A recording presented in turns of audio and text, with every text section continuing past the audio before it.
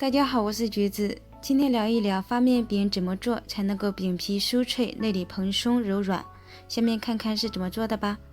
首先在盆中放500克的中筋面粉，打入2个好看的鸡蛋，再加入5克酵母粉、5克白糖，倒入280毫升的温水，先搅拌成絮状，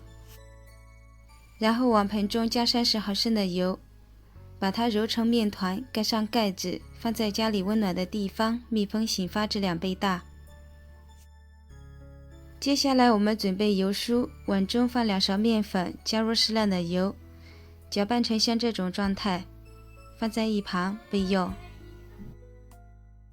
另取一个小碗，放3勺白糖，加1勺面粉，搅拌均匀，做成馅料，放在一旁备用。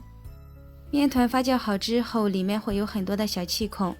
案板上撒一些干面粉防粘，不需要揉面，直接把面团整理成长条，再擀成一个大面片，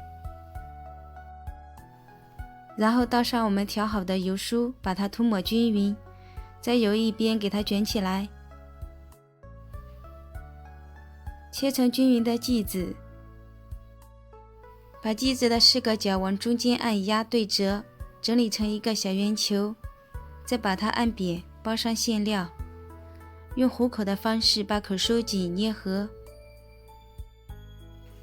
再把它整理成一个小圆球，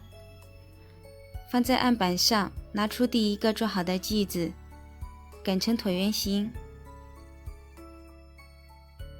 全部擀好之后放在案板上，盖上纱布，再次醒20分钟。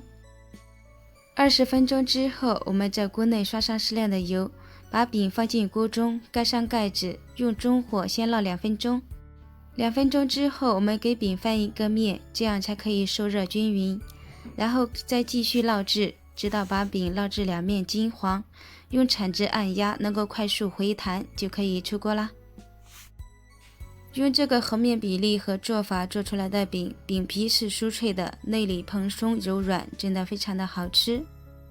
我是橘子姐，每天分享懒人办食谱，喜欢我的视频记得关注我哦，谢谢您的支持。